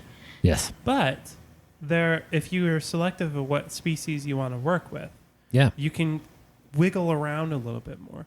So Dorasa clams, I think, are the easiest one. They are the second largest, but but they are the one that is reaching the point where I saw an article where someone's trying to make the argument that we're pretty close to domesticating them. Interesting. And they come from deeper water than the other ones that we're generally accustomed to. So Right. they're not as demanding. Right. The more colorful colors you get from Maximas and Croceas are actually a defense mechanism from sunlight. That makes sense. Those pigments are to protect the zooxanthellae from getting burned. Right. So if you want a flashier clam, you gotta accommodate it. More light. Yep. More light, more light, more light. True. One of my favorite like little anecdotes about clams and, you know, if you're having a problem with it is you have to turn it because they have an in-current siphon and an ex-current siphon, basically an in and an out. And so if the out is upstream of the in, they can poop in their own mouth. Yeah, And that's bad for them. it's bad for most things. Yep. Yep. The, Waste is waste. the ex-current siphon needs to be downstream from the in-current siphon. Fortunately, when you look at them, it's pretty easy to determine which is which. But Yeah. that's one of my favorite little anecdotes about them. It's an interesting thought. Yep. Yeah, I don't know. That's the. This one had to be my number one just because I genuinely walked up to Amy once, like when I first started getting into them. I was like, "Wow, these are pretty cool." And she goes, "Yeah, Charles, you're the last person to figure out that inverts are cool."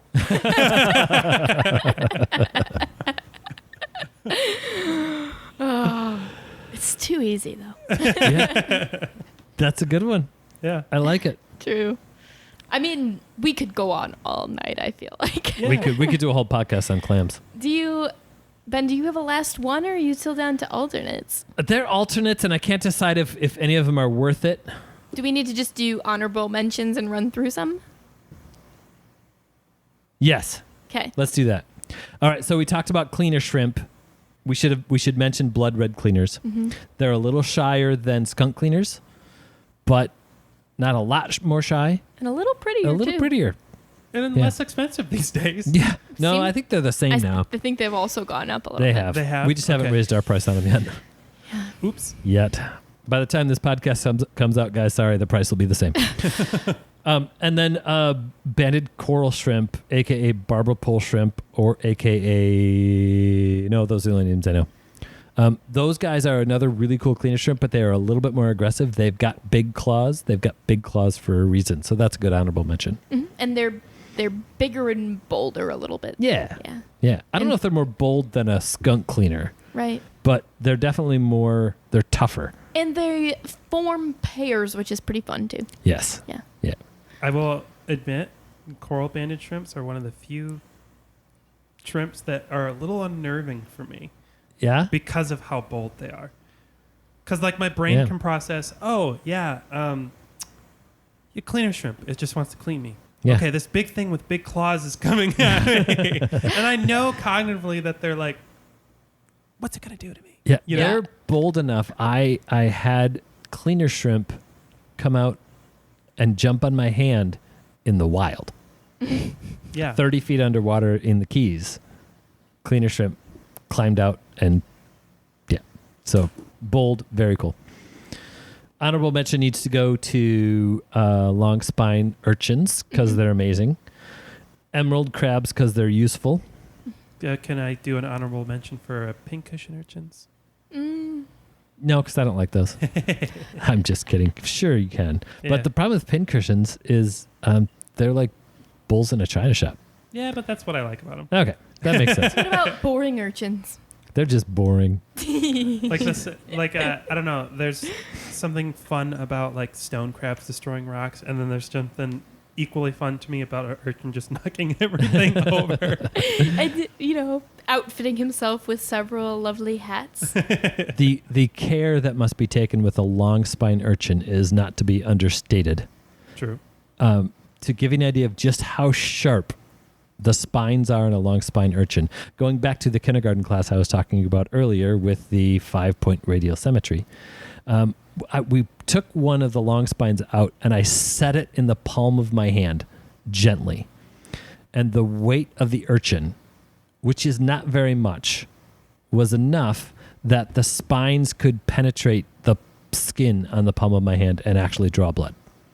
Ouch. Ouch. So imagine if you'd take a needle and set it upright on the palm of your hand. I mean, it wouldn't take much to push on that, but if you just set it there, it wouldn't penetrate. Mm-hmm. A long spine sea urchin spine is sharp enough that it can. Super cool. That's kind of impressive. Don't touch. Don't touch. And then a Nasarius snail needs an honorable mention because of the Nasarius flip. I would give them an honorable mention just because I like calling them zombie snails. And they are really fun to watch, too. They are fun because of the flip. True. If you don't know what we're talking about, you'll have to come into the gallery and say, okay, guys, I need to see a Nasarius flip. But I'm not going to tell you what it is. Perfect. But it's fun. Who else needs an honorable mention? I almost wanted to bring up decorator crabs just because I think they're super neat. They are cool. And creepy. Yeah, we have one. You can check it out. Is that the filter feeding one? No, the decorator crabs are the ones they pick stuff up and cover their bodies with stuff. Do we have a decorator crab? I think there's still one downstairs. Not in the that cubes. I know of, but it would be really easy to miss because you can't see them Yeah. unless you see them. Yeah. Whatever that filter feeding porcelain crab. Anemone Porcelain crabs, crabs, anemone crabs. Yeah. Yes. with Yes. their wavy hands are really cute They're too. the clownfish of crabs. They have a symbiosis with anemones, and they will live in carpet anemones. I'm pretty sure the one we have doesn't is so let's make sure we make a distinction. Are these what's the difference between a pom-pom crab and the crab we're talking about right A now? pom-pom crab actually has a symbiotic relationship with a certain species of anemone that it will mount on its claws and use for defense and hunting. Yep. A decorator crab has like Velcro all over its entire body and will put sponges and rocks and anything all over its entire body. Okay. And then they're big. anemone and porcelain crabs are filter feeders that live in anemones. Yes. Yeah. So the porcelain crab, the one we have downstairs, he tickles me. It's like the one crab I've ever actually really liked. Where is that one? He's in the Wait, porcelains are like the white and brown ones that actually look like porcelain. We have the pink anemone in the 75. Like the pink one. Are you sure? Because he definitely has true filter feeding appendages. Yeah, the porcelains I think are only white and gold, right? Or That's like an entire group of crabs. And maybe I'm splitting hairs about nothing. Which tank is it in? He's in the 75 with all the like spaghetti leather. Yeah, I haven't even seen him. He came over on the spaghetti leathers with the sexy shrimp. Oh, that was yes, that was a porcelain crab. Okay. Yep, that was a porcelain. Is I know what you're porcelain the talking about. group then, and then there's just a few different Yeah. types of crabs within Yeah. that? Okay. Yeah. Yeah. Maybe anemone crab is the group. Within anemone crab, there are various types of porcelain crabs and other. Because there's that one that looks really like actual porcelain. That's like white with brown Yes. and gold veins on it. Yep. Either way, that one's specific crab awesome. deserves an honorable mention. That one is very because cool. I'll be honest, I don't really like crabs. I like him. He is cool. Well, filter feeding crabs aren't very crabby crabs. The decorator crab is almost creepy. Yeah. That one's terrifying. Only because you don't know it's there. I went down and I was looking for something in those cubes one time, and nobody told me they put one in there. So I go to start digging around, and then the rocks jump out at me, and suddenly they're a spider. And I literally screamed because I couldn't help it. It was so startling that these rocks just suddenly reassembled into this monster that I had never seen before. And the customers got to laugh at me because it was just a decorator crab, which is completely harmless. Terrifying. I wish I was there to see that. Oh, That would have been cool. it was pathetic.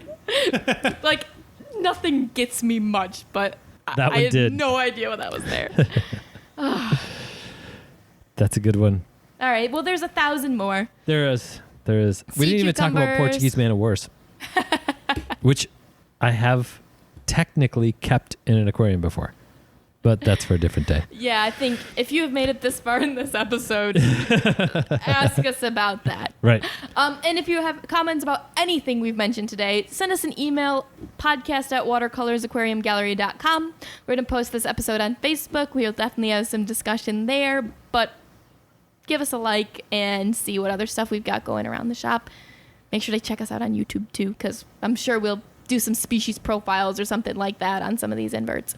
And thanks for tolerating my deep dive into different phylums of invertebrates. And then, of course, thanks for listening and making it through this whole episode. We really appreciate it. Let's have lots of fun and keep those hands wet.